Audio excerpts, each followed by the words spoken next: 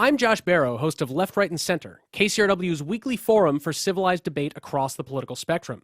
Today's news cycle demands more time for deeper analysis, so Left, Right, and Center is now a full hour every week. Subscribe and listen at kcrw.com/LRC.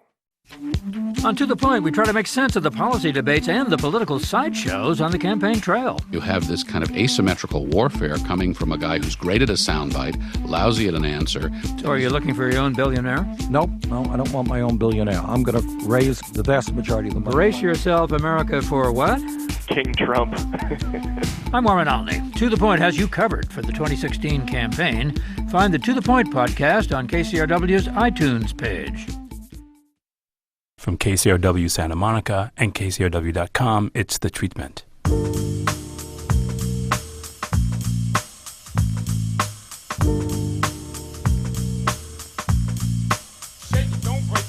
Welcome to The Treatment. I'm Elvis Mitchell. It was probably 40 years ago this year that my guest, Richard Dreyfuss, sitting in front of me, was filming the movie that won him the Academy Award, The Goodbye Girl. We know him from so many things, and for his incredible take on activism and civil conversation in this country, it's an honor to have him sitting across from me. Richard, thanks so much for being here. Thank you. And it probably was 40 years ago that you were shooting The Goodbye Girl, wasn't it? 77. You went, yeah. You probably shot it in 76. Yeah. And before we could start talking about other things, one of the things I want to talk to you about in terms of your acting is that you have a feel for characters with a presentational sense, that they know how to offer themselves up. They almost belong on the stage. Elliot was an actor, but so many of the characters you played could have been actors. I think about, we can say Dudley Kravitz, who I know you're not a big fan of that performance, but or certainly a character in Inserts, or Mr. Holland. Some of these characters that you play, Bernie Madoff, are guys who almost, we can see them backstage putting on their costume. Kurt in American Graffiti. That's all these funny. are guys. I never thought of it like that. I always said to myself that I loved to play characters who were self-aware. And in Graffiti, George offered me one of two roles, the character I played and Charlie Martin Smith's geek character, and I picked mine. He said, "Why?" I said, "Because he's self-aware. He's going to remember that night, and he knows that night that he'll remember it 40 years from now." And that scene where he walks down the aisle and tries to open up his locker, that we did that scene just to show that he was thinking about that night during that night. Oh, man. But do you see what I mean about these some of these people you play to be characters who are, and it's basically a step past self-awareness. They're almost self-dramatists to some extent.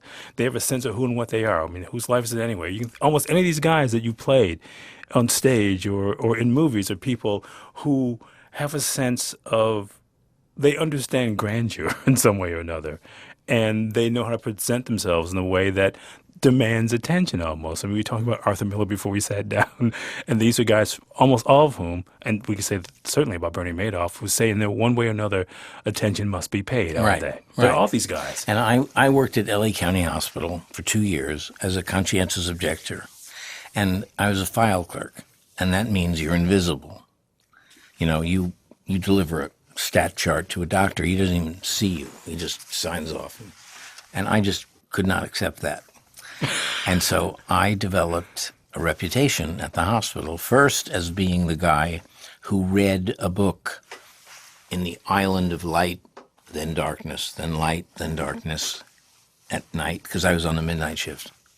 And then I became friends with nurses and doctors and residents, and we hung out. And I refused to be invisible. I've never accepted it, ever. And had I been a teacher or a rabbi or whatever, I would have been vivid. But that vivid sense is something that it makes, in some ways, we're talking about this, it feels like it makes some of these characters some way almost all autobiographical. You bring some part of yourself to make these guys work, don't you? Sure. I think, I played Cheney, and my response was, there's a little bit of Cheney in all of us. And there is. I used to say to young actors, in every actor, there is Hitler and Jesus. And you've got to find the right Hitler and the right Jesus and bring it out and make it work for the character. And that's true. But it's funny, you talk about experience working at that hospital, and I'm trying to think of a character you played who somehow receded, who didn't bring some sort of command of himself into that. I mean, I think about your couple of lines in The Graduate, or and these are all characters who are in their way impact players. And I wonder if there, as a kid, there are actors you were conscious of watching who had that kind of impact and made you say, yeah, I like that. Well, I knew, and I wrote it as my conscientious objector statement. I knew when I was a kid that inside my brain was a universe as big as the universe, and that there were parts of my brain that were as known and unknown as the universe itself. And there were corridors that I'd never gone down. And then when I finally went down those corridors, I found on the wall, Shakespeare was here. And I was always looking for the nobility of acting, and I found it. And I found it in me. And what I said to the draft board was, I have this universe in me, and the offense of my being killed and my universe dying, I have to assume that everyone has the same thing, and I couldn't kill anybody who has it. And they bought it. What was the response to that when you wrote that treatise about yourself and you gave it to them? What did they say to you? Do you remember? You know what they said? What? If we give you your classification, would you go to work immediately? And I said, are you giving me my classification? And they said, yeah, we like your paper. And my mother said that I made a sound that she's never heard before or since, because I was all set that this was going to be just the first movement of a long train that ended either in Canada or jail. And they just handed it to me. Because interesting, it's almost like if you make the right argument, which is from talking to you a little bit before we sat down to do this, your whole life is built around that in some way, isn't it? If you make the right argument, people will listen. They will respond. Right. Damn right. If you can articulate what you are thinking, and if you know the difference between nonsense and sense, if you know that common sense is not common, and you seek common sense and can articulate it, people will listen. They may not listen after you leave the room, which has been my curse. How do you mean? Because I can pump up an audience while I'm talking to them until they reach the ceiling. And then I leave the room and they all just deflate. And that's been my problem as a public speaker on civics, for instance, from the beginning. And I don't know how to find like-minded people who will stay with it, who will stay with this. Civics, reviving civics is literally the cure for every problem we have. It's a 20-year endeavor. I have never met, well, I met one person, but never met anyone really who I could say, I can hand off this thing to you, or we could do this together. I don't know, because hearing you say that and just thinking, again, going back to the characters you play for a moment, there's a sense of these characters almost not needing other people. I mean, there's a sense of self-containment about a lot of these characters. We're talking about that self-awareness and that sense of scale. And these people are almost in some way or another on missions. And do you feel like it's hard for you maybe to get people to join along in this mission? Do you think that's what it is? I can only say this, that when I began to seek stardom, and I did. But why did you seek stardom rather than wanting to be a working actor? Because you certainly could have I wanted to make decisions. I wanted to control my life. I didn't want to be just told what to do. And I have a smart brain, and I'm a writer and a director and like that. And stardom is power. But if you go too high and you get into that world of the biggest stars, they never leave their home. They don't live among people. And that's who they are, and that's all they are. And so I sought a medium celebrity. I turned down the biggest shows because I didn't want to be among the elite. I wanted to be living among people on Broadway and going to the grocery store. And that's what I got. I had a medium celebrity, and women could walk up to me on the street, 80-year-old women from Lithuania, and they would say, "Thank you." And they don't say that to their divorce lawyers, their neurosurgeons, or their ministers. They say it to actors because actors show them the face of humanity. It's the truth. My guess who may be the only person in the history of the show to say the right Hitler would be Richard Dreyfuss. I tried to play him for years and was thrown out of every office I ever made. Okay, you have to tell me about this. You wanted to play Hitler Absolutely. Because he's a human. And the story of him coming out of hospital in 1919, becoming a government agent to spy on the Nazis and buying the theology is a story of a little man becoming a big man beyond his control, and it is one of the great stories of the 20th century.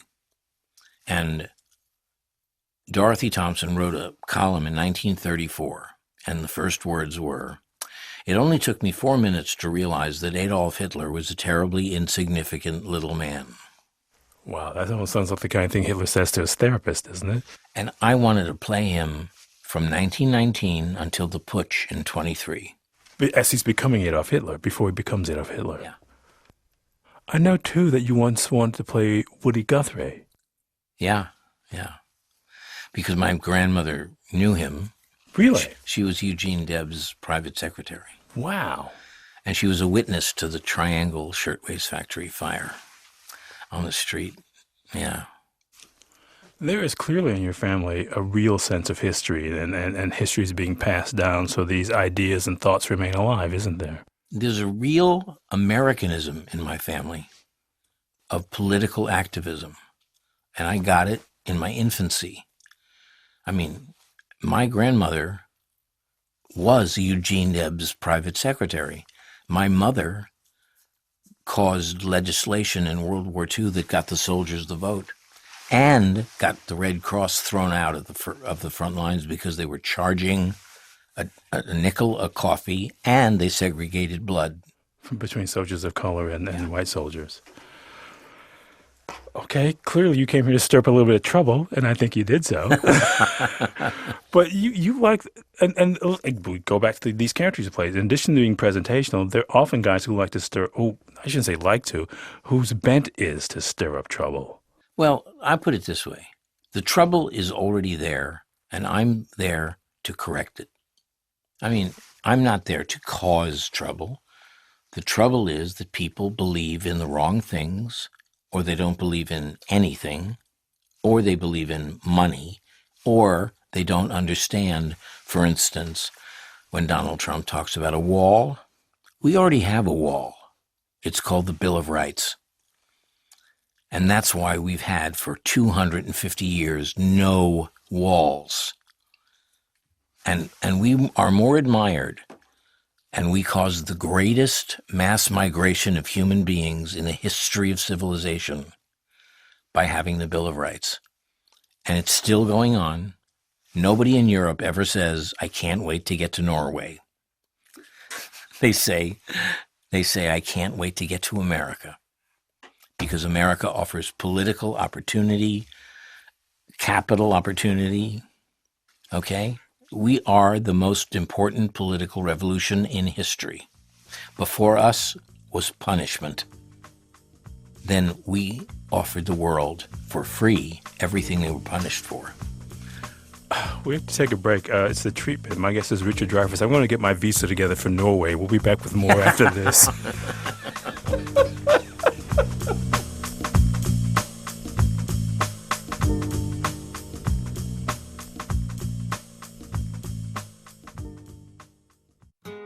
Long before podcasts, there were radionovelas. Celestial Blood is the first ever to combine the two. One version in English and another one in Spanish. Listen with your grandma, only from KCRW.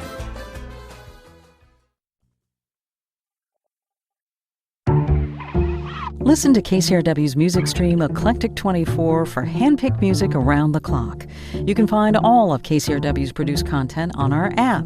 Download it for free at kcrw.com/apps.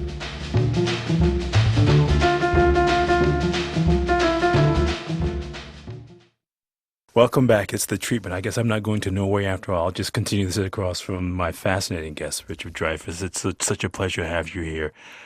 You were talking about the kind of starter you want to have, which will give you control. And again, which takes you to so many of these characters that you played.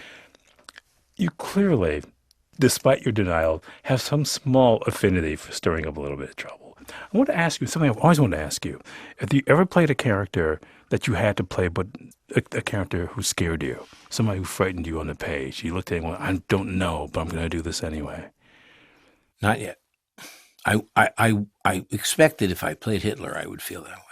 Well, some part of me thinks that there's some of these characters you take on, and again, I know that you have your issues with Judy Kravitz, right? And no, I used to. It's an overblown thing. I really like the performance. I just was so young, I didn't know what it meant to look at me on film for an hour and a half. Really? Is that what it was? Yeah. Because it's a remarkable performance. I mean, in terms of the take on the character, so close to what Richler wrote in the book, that it's really a wonder to see something like that. Do you know that in Canada, when we were making it, people would come up to me in bars and they would say, "Are you playing Duty?" And I would say, "Yes." And they would say, "Don't move." And they gesture to their friends, "Come over here, I'm going to make you laugh.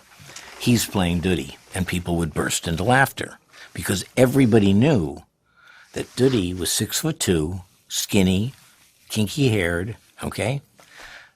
There was a woman, a fabulous woman that I met in the last week. She says to me, "May I ask you a question?" I said, "Sure." She said, "How does it feel you play Duty and you are not Duty, you don't look like Duty, and you're not him. How does it feel?" And I said, "Pretty good until now." And we went together for 3 years. But if you read the book, it's this sort of thing where you have to get past that thing, because there was something with you, I think, that sort of sense of presentation, that sense of going after the world, that sense of being this guy who likes to stir up a little bit of trouble. All these things that Richler wrote about the character, and forget the physical part of it, you embodied all of that. What did Jews do when they got to the New World? Jews had always had establishment walls they couldn't get over. They came here, and there were no establishment walls. And so they actually achieved, and they were so guilty for their achievement and the people they'd left behind. And that's a real thing. And then the Holocaust happened, so that American and Canadian Jews were paralyzed because they had gained so much by having, an even chance, and their cousins end up burnt in the ovens. And so people, like a person, needs therapy. And the Jews needed therapy at that moment and didn't get it. What they got was they let a crime be committed in their name and took the reward and have been dealing with that ever since. I tried to tell my son one day that the people who are still on stage in the Middle East are all victims, and the real villains have left the stage. Winston Churchill, the oil companies like that. I said, the only way to fix this one, and if we fix it, we prevail, is one word: forgive. And not just forgive them, but forgive ourselves. Because there's not an atrocity that the Arabs have ever committed that we have not committed. And we have to learn that we must forgive and start again. It's interesting you say that, because I think so many of the characters you played have not actually forgiven themselves. I mean, there's this thing that drives them, and they don't have that kind of distance. And I was wondering if you, since Madoff is your most recent big role, if that was something, because I wonder if you feel like he would have been capable of forgiving himself. Because I think you talk about self-awareness, but there's also an enormous amount of self-delusion there too, that he can't really countenance what it is that he is actually doing. Well, he was a sociopath. There's one shot in the film that I don't think should be there. Which is that? It's the shot when Blythe leaves me and I sit there and I cry. And I don't think he cried. I don't think he thought about it. I think he was a sociopath. He had no empathy at all. He pretended to have empathy. And that's why when he went to prison and someone said to him, "What do you think of your victims?" And he turned and said, "My victims. I'm suffering now." And he's not a normal human being. He's an insane sociopathological nut. And he did it for the most base of reasons, getting his shirts done in London. And he ruined the lives of millions of people. And the problem is, so did everyone else on Wall Street, and they're not being punished. Well, happens so often. It's easy to find the one person, because you can blame one person instead of blaming the institution, can't you? Well, someone said that the whole thing was blamed on Bernie Madoff and Martha Stewart. Yeah. White people have it so hard, Richard. It's a treatment, my guess, is Richard Dreyfuss. We're talking about any number of things. But I was asking you that question, if there's ever a character that scared you, because you're talking about so many of these people that you play being self-aware. And I think for Madoff, it was that awareness of presentation, having the shirts made and everything custom done, again, so you can go onto the world stage and convince people that you're this character that you are not. Even though some part of you is so invested in that character, you don't really know who and what you are, or you blind yourself to the damage you cause. And I wonder if that becomes a scary prospect. It's a great role. Certainly that's got to be a very attractive thing to do. But is there something slightly scary about playing a guy like that? No? Because he had no exit strategy. He never thought they get it would caught. end. He never thought they get caught. When the towers fell, he said, "This is how it ends. Everybody dies and I get away with it." He never, ever thought that he had to stop. All right? He was crazy, but he fits into my oeuvre, my body of work, because it shows so many things, not only about him and his family, but about the institutions of the financial industry, the SEC, the people who didn't make the calls. And I wonder, what happened to shame? What happened to shame in this country? Because the SEC should be ashamed of themselves. Instead of defending little schmutzy things in front of the Congress, some SEC woman said, "Well, actually, Congressman, we really don't know where that money went." And he said, "Are you insane?" The guy went crazy. And no one resigns under principle. No one is ashamed. The closest I've heard of shame is when Alan Greenspan said, "I have to face the idea that the ideas I've lived by my whole life are wrong." When he said that, I thought, whoa, we have to have a spiritual revolution. We were talking about that lack of spirituality before we sat down, that thing that's missing from not only discourse, but as a tenet of this society. But I guess I asked you that question about Madoff, because we were also talking about Arthur Miller, and Madoff could almost be a character out of Miller to me. I mean, he could be in the part of the Crucible. I mean, he was the father in All My Sons, if he hadn't committed suicide. Sure. But it's funny, because we were talking, I just realized you basically played Cheney twice, because you sort of played him in The American President. Well, I think that of Dole. Do you think it's more Dole than, because that's that? Yeah, okay. I think Cheney's a demonic character. I would say that the character you played in The American President was pretty demonic. No, I think he was an American politician.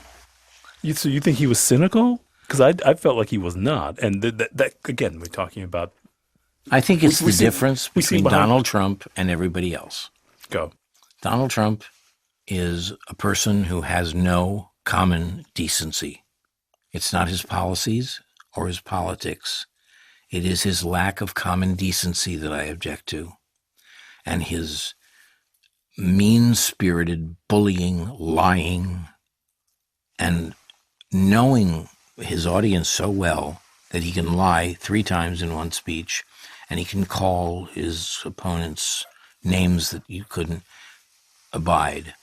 And he does it because he understands us better than anybody. You used a phrase, a word in that, as you were talking about him, that I think speaks to that and speaks to a lot of what politics is. And I thought about it in both in W and American President. Audience. You said he understands his audience. You didn't say his constituency. Right. You didn't say his voting base. You said he understands his audience. Is that what interests you in playing some of these figures who... Because I feel, in effect, that Madoff was a political figure. Because anytime there's that much commerce involved, then it's politics, whether you want to call it that or not. You know what I mean? Yeah. And certainly we're talking about the characters you played. And if there's understanding of audience, which again, for me, takes this conversation back to you playing these characters who are presentational, who in some way or another knowing that they're speaking to audiences. I'll accept that for a second. Okay. Let's say this. Both parties betrayed their base for 30 years. The Democrats did it. The Republicans did it. No one in the country was lifted up by their bootstraps except the extremely wealthy. And no tax idea has been put forth that is in any way fair, and the distance between the very rich and the poor is widening every day. And no one's making an attempt. And we feel finally, the outrage. We got angry, but we were not told how to channel that anger. And that's what civic training is. How to channel it, how to stop it. If you got people like these people we're talking about who are basically playing characters. I mean, I almost feel like you're in the back room somewhere with Donald Trump and he's away from everything. He's almost like your character in The American President. He's really kind of detached from it, and he can sort of spot what he's doing, what he's saying. If you've got people who are treating the voters, the voting population, as an audience instead of as people to engage in conversation with, doesn't that create a kind of cynicism in the conversation? I would say this. Nowadays, an American politician, when he speaks in public, he knows what he's going to say. He knows what his audience is going to react to. They know what he's going to say, and they know how they're going to react. It's a ritual dance. It's not any information. It's no longer... But for somebody like Trump, it's not a ritual dance. And Trump is not a politician. Trump has an understanding of America that politicians don't. Yes. And what he said was, all this anger, I'm going to grapple all this anger to me. All right?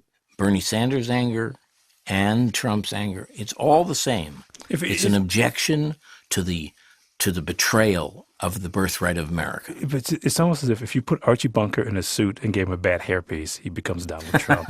No, I liked Archie Bunker. You got to come back. We got to talk about this playwriting competition that you wanted to start. There's so much other stuff we didn't get any chance to get into because there's only 28 minutes of the show. I can't thank you enough for doing this, Richard. Thank you so much. You're welcome, and thank you. Oh, my pleasure. My guest, who has a lot to say, and I don't care what he tells you, he likes to stir up trouble, is Richard Dreyfuss. His most recent triumph, of course, is playing Bernie Madoff from the ABC miniseries. Our recording engineer here at NPR is Peter Stencil. The show is mixed by Kat Yor. It's edited by Blake White, who's associate producer. I have nothing left to say. It's The Treatment. To catch up on past episodes of The Treatment, go to KCRW.com or listen on your smartphone with KCRW's mobile apps, or subscribe to the podcast on iTunes, Stitcher, or wherever you listen to podcasts. The Treatment is produced and distributed by KCRW Santa Monica.